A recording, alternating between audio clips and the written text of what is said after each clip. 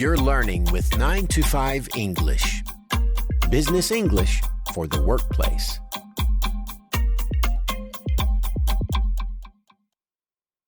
Hi, Tim here with another 9 to 5 English lesson. Today, we're going to learn how to give instructions in English. Telling people what to do isn't just something the boss does. Anytime you're helping someone with a problem, training someone, giving technical advice, or telling a colleague how to do something, you're giving instructions. Of course, it's very important to be clear when you're giving instructions. And for that reason, we sometimes explain things step by step in a sequence of instructions. This means using words like first, secondly, and thirdly. Or you might use other words like next, and at the end of your sequence, finally, or lastly. Let's practice some ways of using these words to give a sequence of instructions. Listen to each example, then repeat it for yourself. Ready? Let's get started. First, try closing the program and opening it again.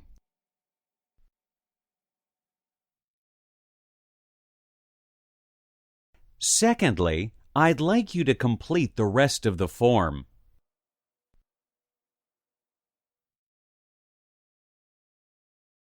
Next, you'll have to choose a password.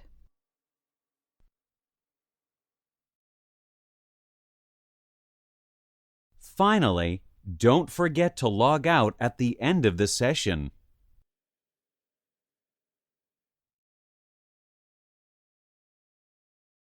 So, did those instructions sound like orders? I mean, do you think giving instructions means saying, do this and do that? Well, not exactly. In fact, in English, we don't like to be too direct in most situations. That's why we say, can you try closing the program, instead of close the program. Or you'll have to choose a password, instead of just choose a password.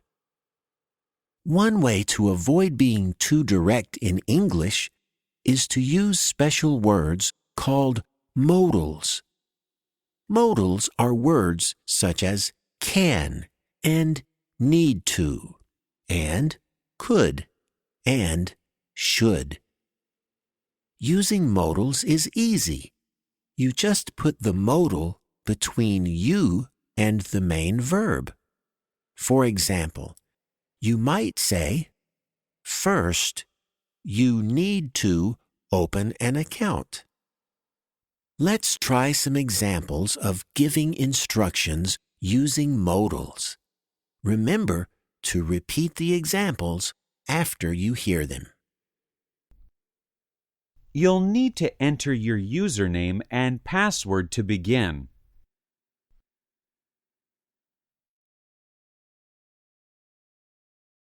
Okay, you can now open the app and create an account.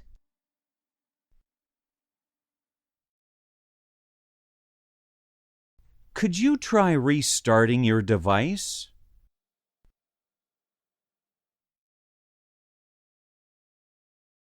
You need to start by launching the program from the main menu.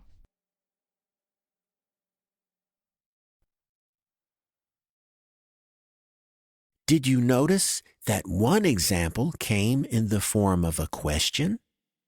That's an extra polite way of telling someone to do something. Not every modal can be used that way, however.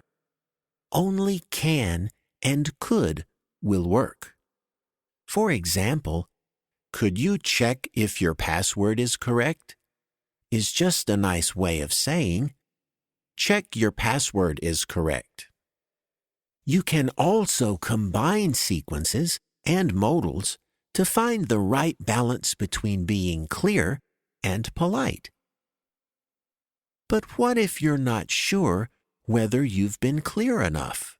What if you don't really know whether the other person has understood? Fortunately, we have lots of different ways of checking understanding. And the best way is just to ask directly, like, "Do you understand?" You might also ask if people are clear or whether everything makes sense. These are just different ways of asking if something has been understood. Let's try some practice with checking understanding using these expressions. Once again, repeat the examples after you hear them. So is everyone clear on what they have to do?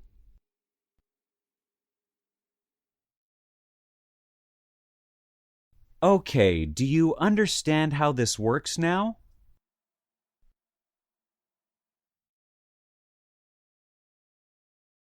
Does that make sense to you?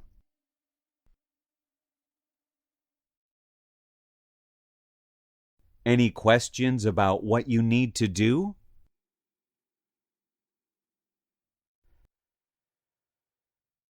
As you heard, one other way to check understanding is to ask if there are any questions.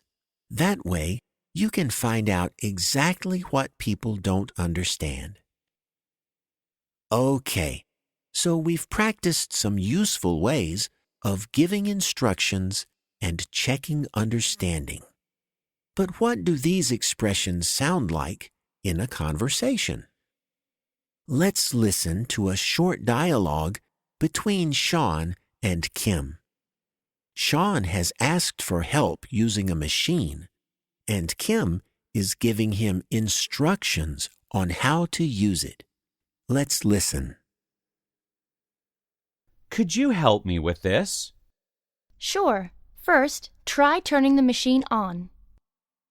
Okay, I did that. What's next? Next, you can turn the dial on the front to 50. Does that make sense? Kim begins by instructing him to turn the machine on, then to turn the dial to 50. She uses the sequence word next and the modal can. Now it's your turn to practice. We'll repeat the dialogue, but this time we're going to beep out the second speaker's words. You will have to say those parts yourself. Remember to say that first, Sean should turn the machine on. Then, say next and instruct him to turn the dial on the front to 50. Could you help me with this?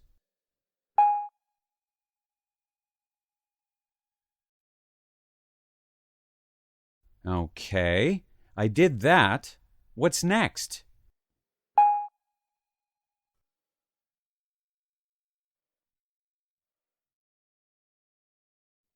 All right, that's all for this lesson.